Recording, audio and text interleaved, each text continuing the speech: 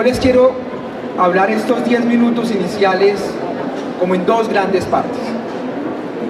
Lo primero es cómo lo hice, porque fueron 6 años.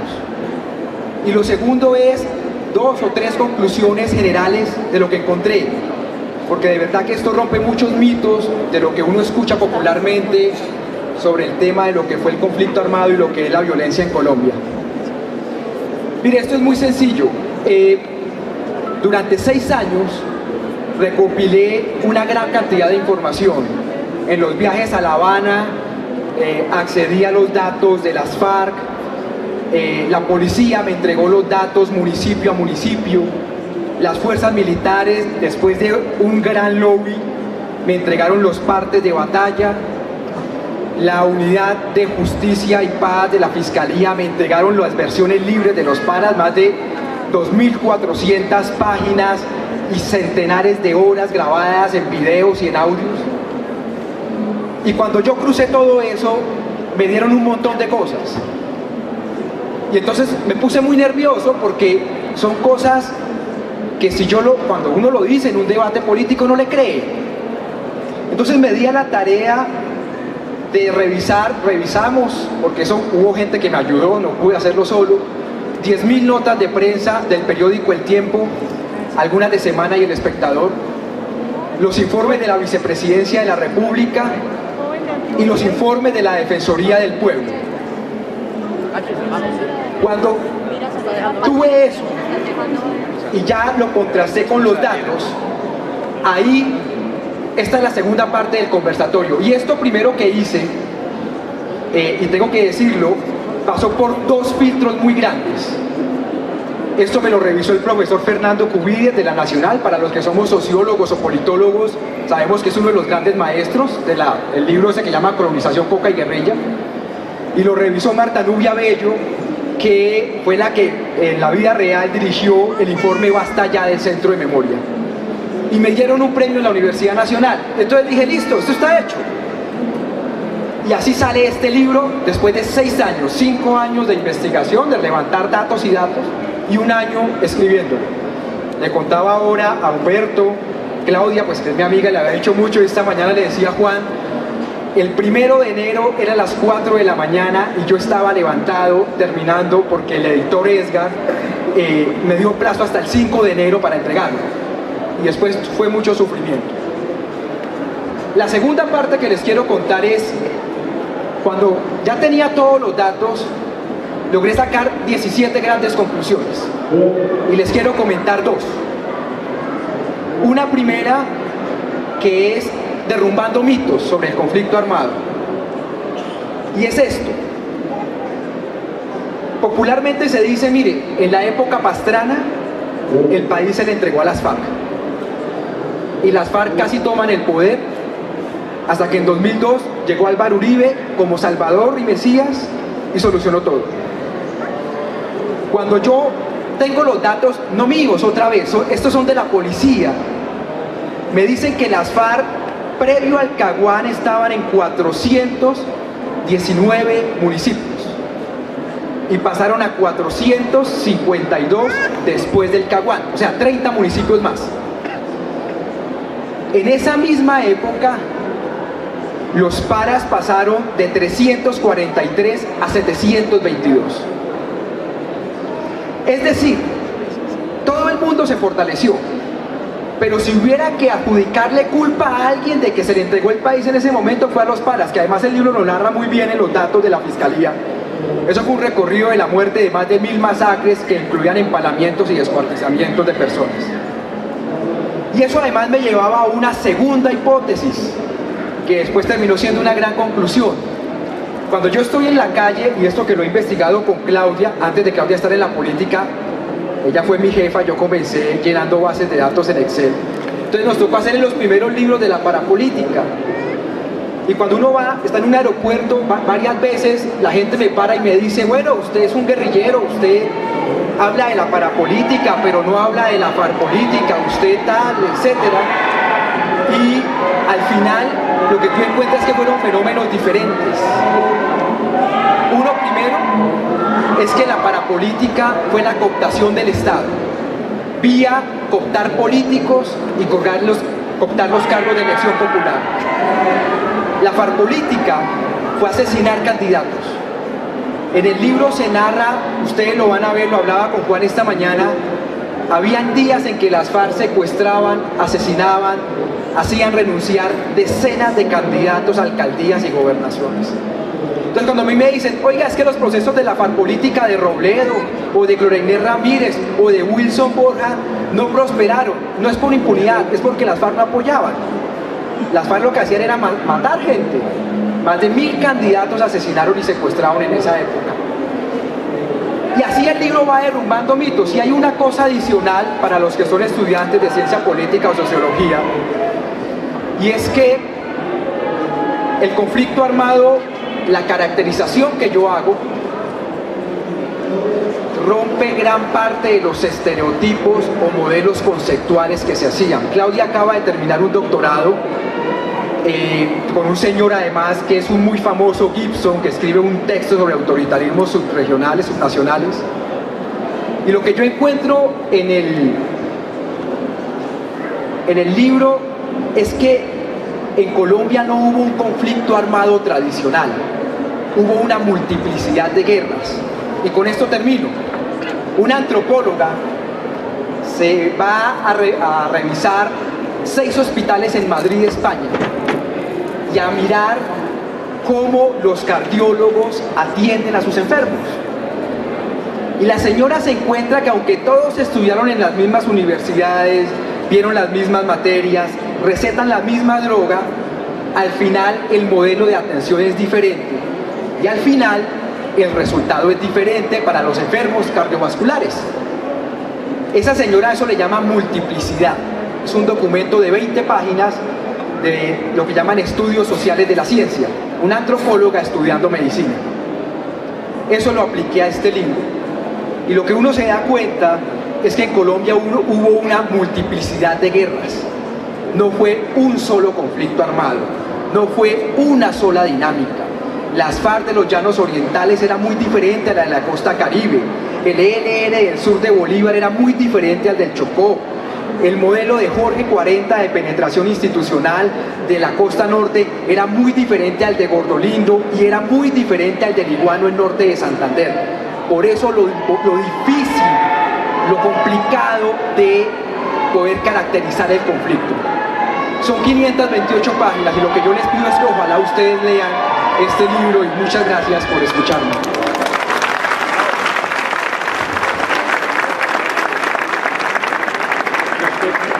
Podemos proceder a una primera ronda con comentarios generales. Aquí hay una duda sobre quién tiene el micrófono. El doctor Humberto de la Calle dice que arranque Claudia López. Por edad de que hay gobierno, ¿quién debe arrancar? Humberto de la Calle, eso no tiene mucha discusión. Es una belleza que le dan. Bueno, pues mil gracias. De verdad un gusto estar aquí. Pocas veces tiene uno la oportunidad de presentar el libro, no solamente de un académico, de un investigador extraordinario que, como dice Juan, ha hecho una obra colosal para la academia colombiana, sino de un gran amigo. Y Ariel cumple esa doble condición. Como él decía, él empezó siendo mi asistente de investigación, ahora él es mi jefe. Y eso me hace muy feliz realmente, porque muestra el crecimiento profesional extraordinario que ha tenido Ariel y cómo su conocimiento nos ha iluminado. Yo quisiera decir que leyendo el libro de Ariel y haciendo al tiempo mi tesis de doctorado, hay varias reflexiones que quisiera plantear para invitarlos aún más a leer este libro maravilloso y a interesarse en este tema, porque como dice León Valencia en la introducción, pareciera como en esta era de la paz y el posconflicto, ¿para qué queremos seguir leyendo sobre las dinámicas de la guerra? En primer lugar, porque siempre nos ha ocurrido en Colombia, y de lo que estamos es tratando de evitar que ese ciclo se repita, que en vez de un posconflicto que nos lleve a una paz estable y duradera, siempre hemos tenido posconflictos que nos llevan a un nuevo ciclo de violencia. Siempre ha sido así.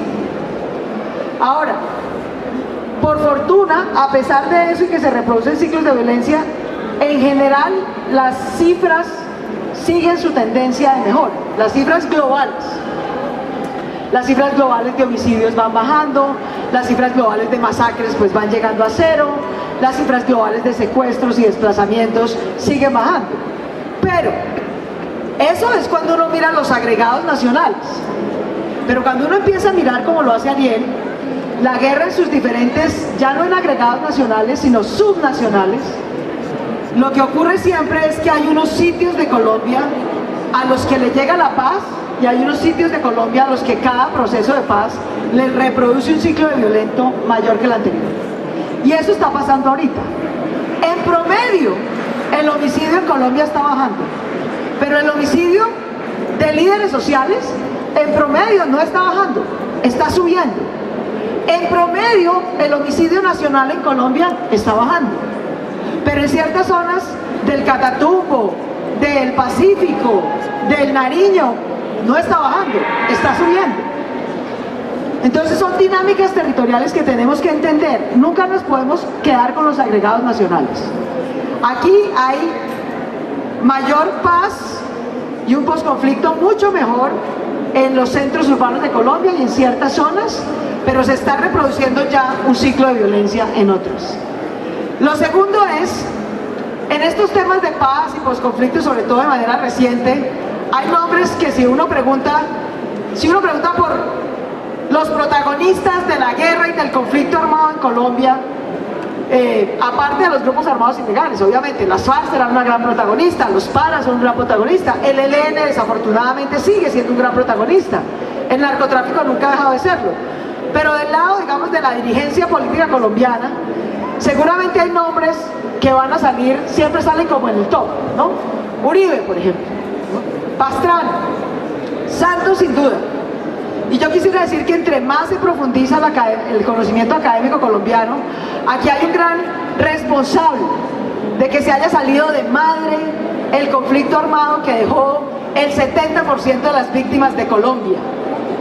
El 70% de las víctimas de la guerra en Colombia, desde mediados del siglo XX hasta hoy, ocurrió en una década, como lo pone muy bien Ariel. El 70% de las víctimas de las masacres, de los desplazamientos, de los homicidios, de los genocidios, etc., ocurrieron entre 1995 y 2005. Y esa era tiene un protagonista político que pasa de agache, que se llama Ernesto Samper. Y no es solamente él como persona, sino lo que significó su gobierno. Un gobierno financiado por el narcotráfico, un gobierno envuelto en el mayor escándalo en la época de financiación política ilegal, un gobierno que no pudo ni siquiera gobernarse a sí mismo, mucho menos controlar la fuerza pública, un gobierno en el que la coerción estatal no solamente se fragmentó aún más de lo que ya había, sino que entre él y el gobierno de Andrés Pastrana no solamente hubo fragmentación del muy frágil oligopolio estatal de la fuerza, sino que además de frente hubo delegación de la fuerza legítima sobre el paramilitarismo. Y es esa fragmentación del oligopolio estatal más delegación de coerción sobre el narcoparamilitarismo lo que produjo esa tragedia de que el 70% de las víctimas de este conflicto se hubieran producido en esa década.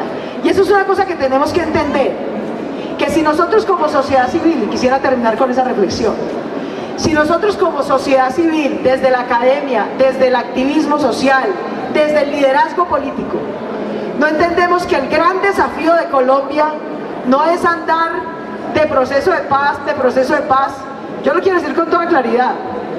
En este último proceso de paz, y en general en todos los procesos de paz que se hizo con las guerrillas, con las 8 guerrillas que hemos desmovilizado, cumplieron más las guerrillas que el Estado.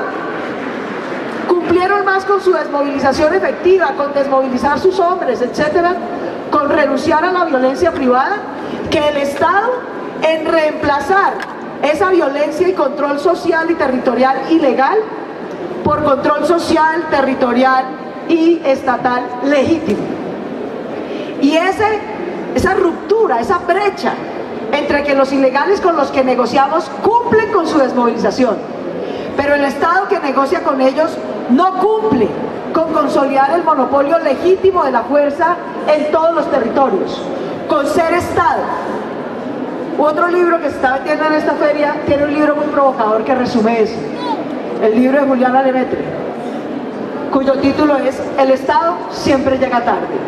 Mientras el Estado siempre llegue llegando tarde, siempre siga llegando tarde a las demandas sociales legítimas de los estudiantes, de los maestros, de la minga indígena, y nunca llegue o llegue demasiado tarde a los territorios que nos entregaron casi que por inventario, los que se desmovilizaron, nunca tendremos un ciclo de paz estable y duradera. Y ese es el gran desafío social y político que sigue teniendo Colombia hoy.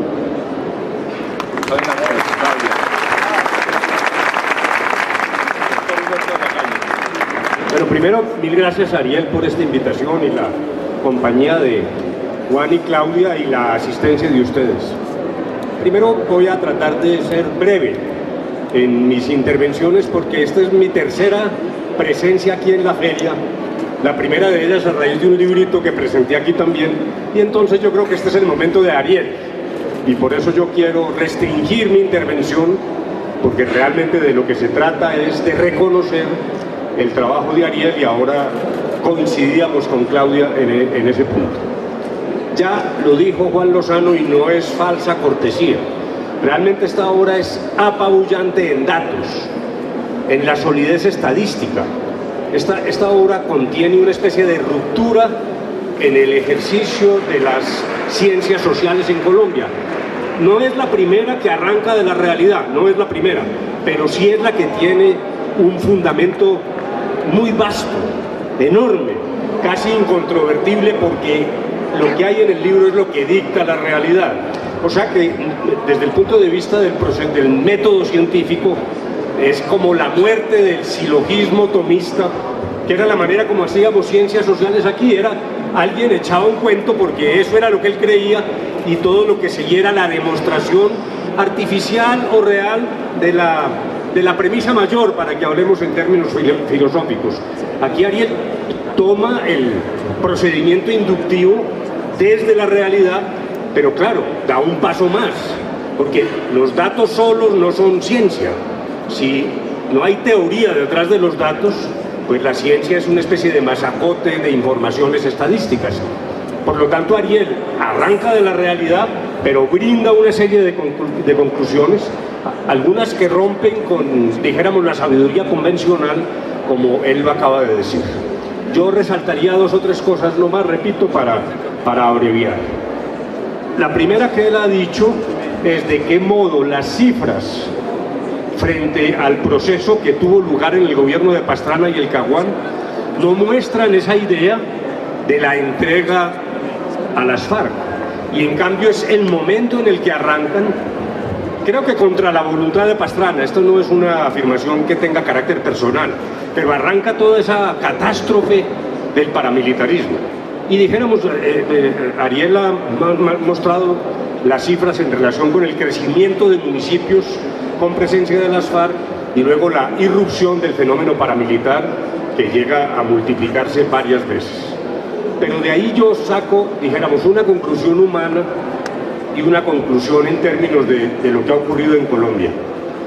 La humana puede ser una tontería, pero realmente viendo esto y abonándole a Pastrana también el comienzo del robustecimiento de la fuerza pública, nunca he podido entender de qué manera el doctor Pastrana se viene tan duramente y de manera tan feroz contra el proceso de La Habana. Para mí eso es realmente imposible de entender, porque al contrario, lo que debiera haber hecho, digo yo en mi humildad, era decir, esto que está fructificando arranca en mi gobierno y es la continuación de lo que yo dejé sembrado, tanto desde el punto de vista del robustecimiento del Estado como desde el punto de vista de lo que significó un proceso que abrió las ventanas para el diálogo y que no significó frente a la guerrilla la entrega de la guerrilla. Pero claro, ahí queda la gran incógnita, y es la segunda conclusión que yo quiero sacar, y es ese crecimiento paramilitar, ¿de qué modo ahora se trata de borrar? ¿Qué clase de hemiplegia mental tenemos en Colombia? ¿Cómo es esta miopía selectiva cuando, por ejemplo, las primeras reacciones frente a la Jurisdicción Especial de Paz fue la de decirnos en La Habana, creo que Álvaro Leiva lo recuerda muy bien, no, esto aquí es para las FARC. ¿De dónde sale que hay que meter militares y terceros y algunos de los paramilitares que no habían sido juzgados? En el fondo yo creo que lo que pasa en la sociedad colombiana son dos cosas. Una, que allá, en lo más profundo del cerebro, hay quienes todavía creen que la violencia paramilitar tenía un cierto grado de legitimidad vindicativa. ¿Y qué les parecen cuando no lo dicen, porque les da pena, que era lo que había que hacer? En un momento de mi vida me tocó rescatar unos secuestrados que estaban en manos de Carlos Castaño. Y Castaño lo dijo, esa fue una reunión en la que el compromiso era que yo a nombre del gobierno no hablaba, pero el señor dijo, yo hablo, y se despachó 2 horas con la locuacidad que ha sido conocida cuando estaba en vida como jefe de las autodefensas. Y el elemento central de lo que ha pasado en Colombia en esta materia es el siguiente. Castaño dijo, ustedes están equivocados. El sistema político no es capaz de derrotar una guerra irregular por métodos regulares. Aquí tenemos que ir a la guerra irregular, que es la única manera de ganar. Por eso tiene tanta lógica la necesidad de que la Jurisdicción Especial convoque a los victimarios. Porque en la medida en que hagamos esa ruptura, ese deseo permanente de estar excluyendo terceros, militares que fallaron en la prestación de su servicio, va a quedar ahí una semilla de nuevas violencias. No hay que equivocarse en eso, por favor. Lo que se dijo en La Habana era que queríamos realmente poner fin al conflicto, y eso no se logra si no hay una actividad de carácter jurisdiccional que examine y evalúe y condene la actividad de todos los victimarios. Esa es, dijéramos, una primera reacción al libro. Y la segunda, en esta tengo particular interés, naturalmente, como comprenderán, y es la conclusión de que las FARC, cuando nos sentamos en La Habana, no habían muerto.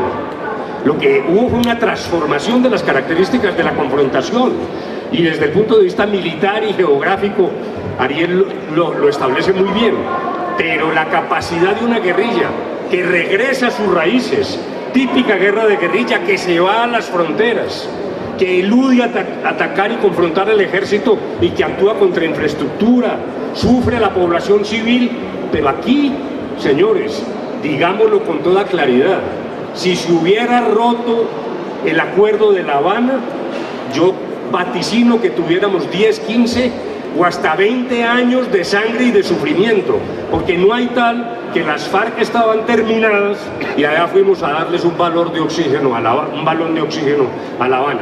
Esa es otra conclusión que se puede sacar de esta lectura. Voy a abreviar con una tercera, cuando hay muchas más, que es una de las preocupaciones actuales. ¿Qué es lo que está pasando en este momento? Primero, hemos llegado al mundo alucinante de discusiones, algunas jurídicas y otras pseudojurídicas. Realmente ha revivido la patria boba. Seguramente de esa época quedó ahí un virus hibernando y ahora ha vuelto a actuar. Estas últimas discusiones sobre las objeciones, bueno, esta resistencia a los elementos de carácter internacional que tienen que ver con un conflicto, esta capacidad de estar inventando trucos, como lo hemos visto en una semana trágica, que es la que ha pasado ahora, es la que nos impide ver un poco la realidad de lo que estamos viviendo. Y ahí tengo que hacerle una crítica enorme a mis colegas. Yo soy abogado, pero francamente lo que está pasando, con Patricia en un foro hace poco contaba esta anécdota. A Manizales, 10 años después de la fundación de Manizales, el primer historiador se llamó el padre Favo, y el padre Favo decía: Manizales es un pueblo feliz, aún no hay abogados.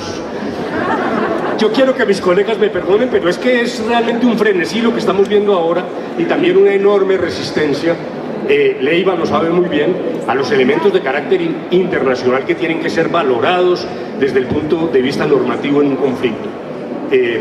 Por cierto, uno de los pioneros del tratamiento internacional de estos temas fue Álvaro, acompañado de Francisco Barbosa, que ha desviado el camino después de que logramos el acuerdo del Córdoba. Pero bueno, yo simplemente termino. No puede esta élite colombiana equivocarse, no puede prepararse deliberadamente para una nueva equivocación. El solo tema de tierras donde no veo la más mínima voluntad política de cumplir con una agenda que es la agenda para los colombianos, incluso para los colombianos urbanos, porque es que esa violencia que se gesta en el campo por la correa de transmisión del desplazamiento aparece en las villas de miseria de las grandes aglomeraciones urbanas. ¿Cómo nos vamos a equivocar? ¿De qué manera hay tanta resistencia, por ejemplo, a limpiar la política? ¿De qué manera es tan tímido el esfuerzo de apertura política que se está haciendo ahora? Tenemos la posibilidad enorme de liquidar primero el conflicto con la organización más poderosa en lo militar y en lo político. Segundo, persistir, pese a las barbaridades del ELN, persistir en la recuperación de ese conflicto. Hay que terminar de manera completa la guerra y decirle a esta élite tan ciega: aquí vamos a tener más conflictos, no armados, pero lo que hay que hacer es preparar a Colombia para afrontar esos conflictos desde una perspectiva democrática, integradora, pluralista. De lo contrario, el regreso al pasado, que no estoy viendo en muchos órdenes de la vida nacional, puede ser una catástrofe, una nueva catástrofe en Colombia. Lo que tenemos es que aprovechar la oportunidad que tenemos a la vuelta de la esquina. Mil felicitaciones, Ariel.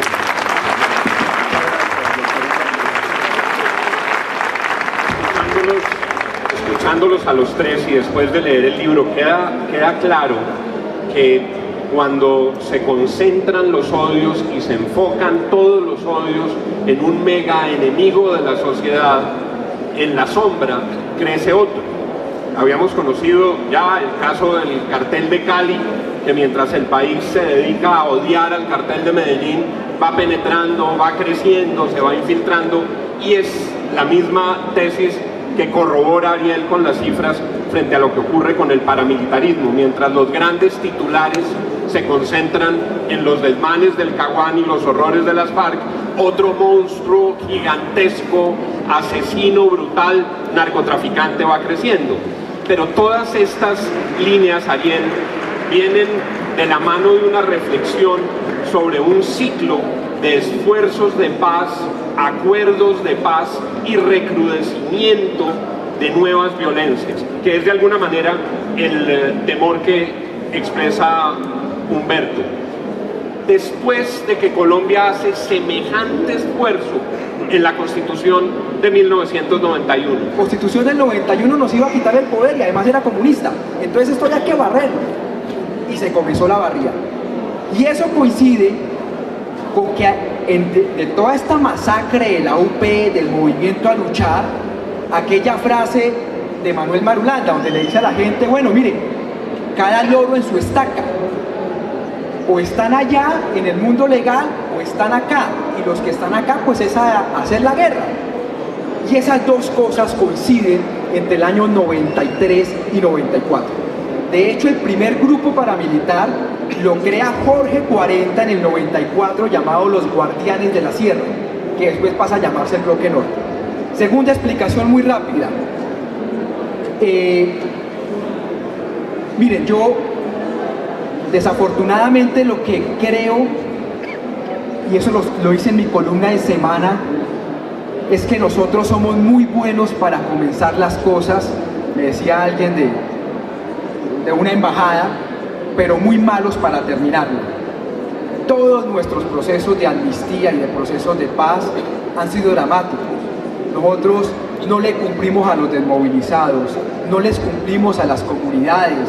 Los esfuerzos arrancan y a los 2 años se terminan. El Plan Nacional de Rehabilitación duró 3, 4, muy bueno, y languideció.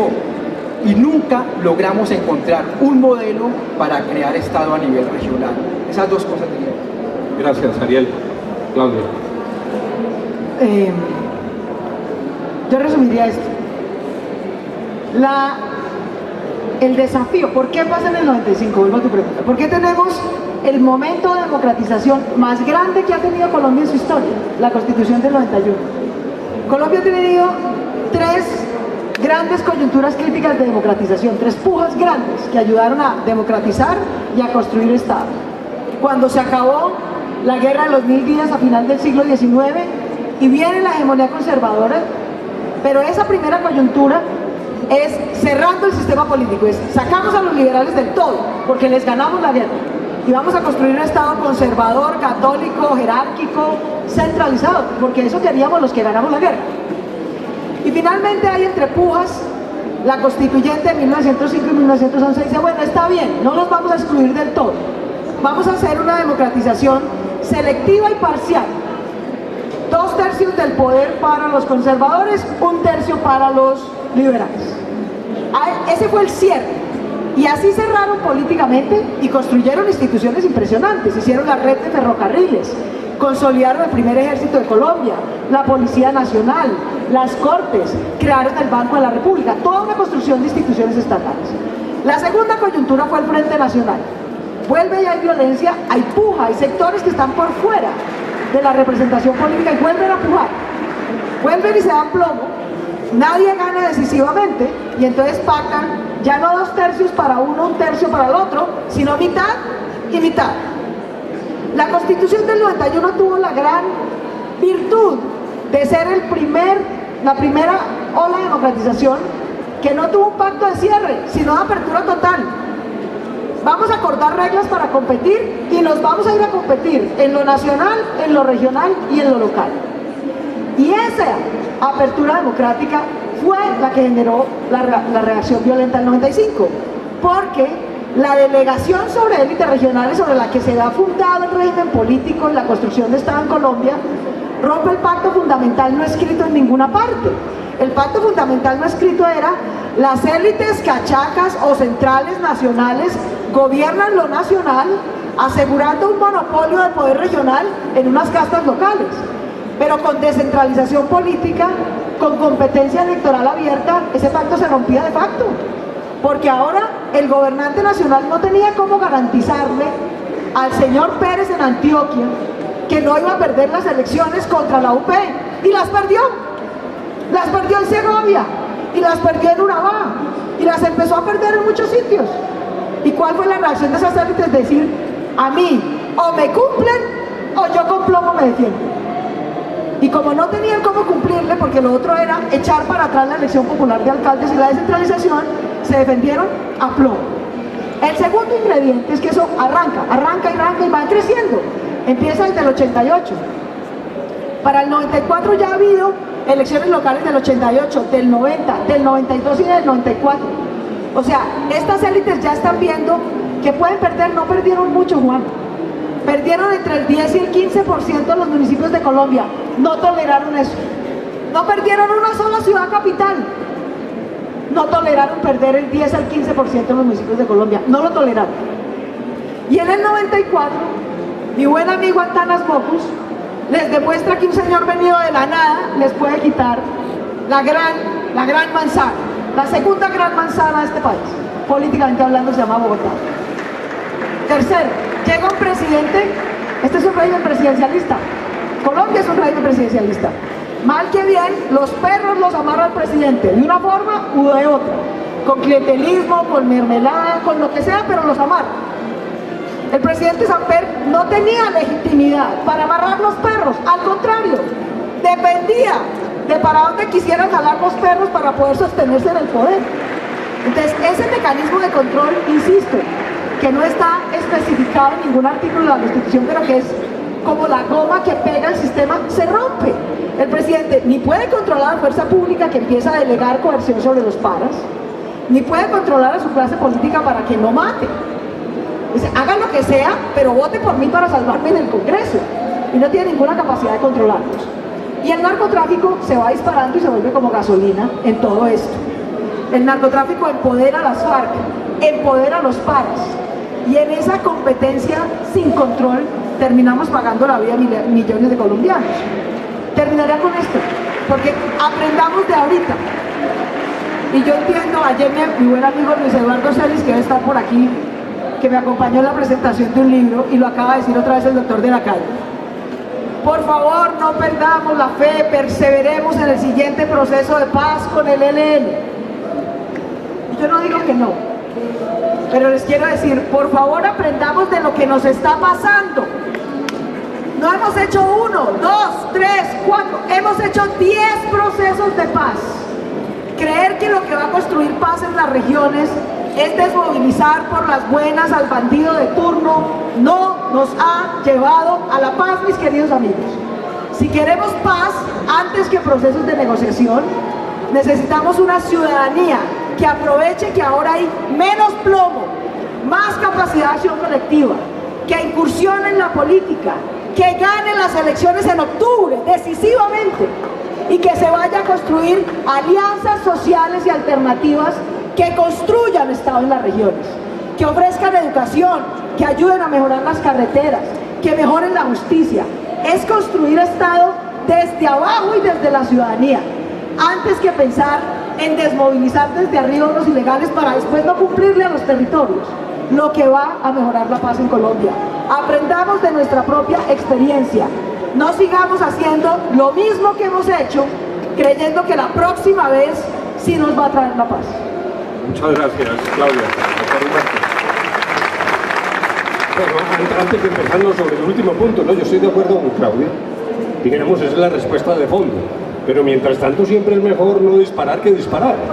Que dijéramos, sí creo yo que había que agotar esfuerzos a sabiendas de los enormes errores en la dirección política del ELN. Es que a veces es francamente incomprensible la manera de actuar de ese grupo. Bueno, pero volvamos al tema.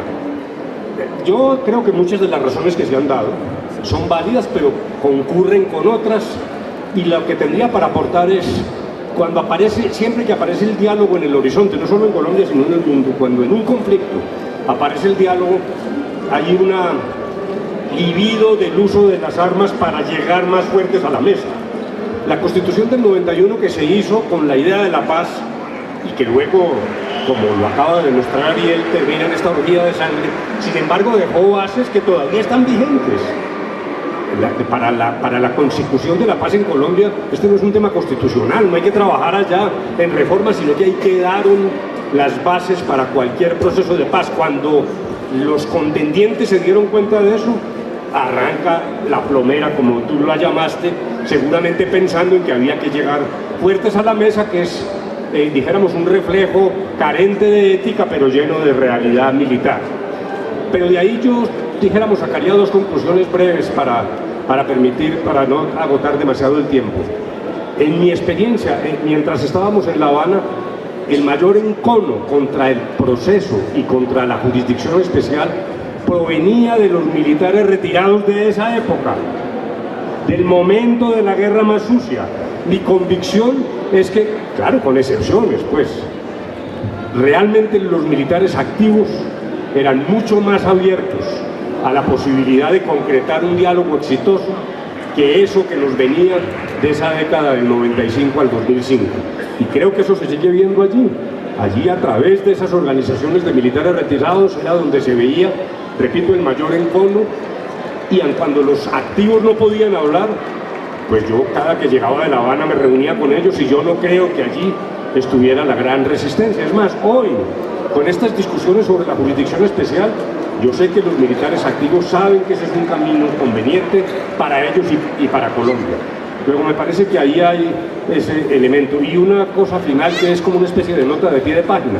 Ahora que Claudia habló del constitucionalismo del 1905 y 1910, es muy pertinente, porque lo que sí se logró en esa época fue el control constitucional.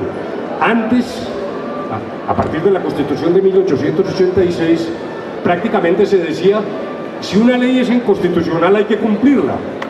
Eso hoy parece un chiste, pero no crea, eso es lo que dijo el doctor Macías, el presidente del Senado. ¿Qué tiene que ver la Corte y por qué se nos mete aquí al gallinero del Senado? Por Dios, ese es el mayor reversazo del constitucionalismo que yo he oído, y hasta algún embajador por ahí dicen que sostuvo la misma tesis, que la caga loro en su estaca, y aquí los que estamos en el Congreso mandamos, que es el derrumbe de la quinta esencia del constitucionalismo occidental, y por eso hay que estar en guardia con eso. El tema de las objeciones no solo es de las discusiones sobre quién hace las listas, discusiones realmente a base de exageraciones y de creación de fantasmas que no existen. No, el problema no es ese, el problema es que nos coloca en el filo del Estado de Derecho. Muchas gracias, doctor Humberto.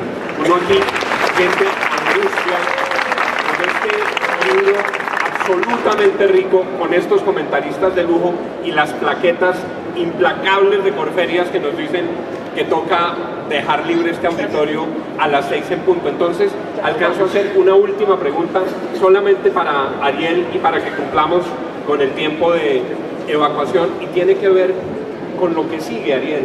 En las últimas páginas del libro hay una referencia a todos estos grupos armados nuevos, los GAOs, les cambian de nombre, las BACRIM, cada vez las bautizan de una nueva forma, pero la realidad es que hay una mutación de formas armadas. ¿Qué sigue, Ariel? Y con eso terminamos. No sé muy bien, pero creo que vamos a tener dos posibles escenarios. Hay un escenario que es en algunas regiones ya perdimos el posconflicto, digamos, ya eso se nos salió de las manos, en el Andén Pacífico, en la frontera con Venezuela, en el Bajo Cauca, norte y nordeste antioqueño, allá nos toca esperar otros 10 años para inventarnos algo. Ya no va a ser un proceso de paz, ni va a ser un conflicto de guerrillas, es un conflicto más criminal y tal vez nos toque inventarnos algo de sometimiento a la justicia, pero allá ya lo perdimos y nos va a tocar esperar, porque tenemos economías ilegales o economías de guerra y eso va a tardar su tiempo. En la cordillera central y en la cordillera oriental lo ganamos. Huila, la gente ha dejado de pagar extorsión, Tolima, las regiones de Cundinamarca, los Santanderes, ahí eso se hizo. Pero hay un problema muy grave en todas las fronteras colombianas. Y yo creo que eso nos va a tardar unos 10 o 12 años. Pero lo segundo es que, digamos, ya lo perdimos, ok, pero la intensidad de esa ola de violencia va a depender de lo que pase en los próximos 2 años. En temas de tierras, en temas de cumplirle a las personas que dejaron las armas y en los temas de garantizar la seguridad para la participación en política. De eso va a depender qué tan intenso o qué no tan intenso sea ese último conflicto.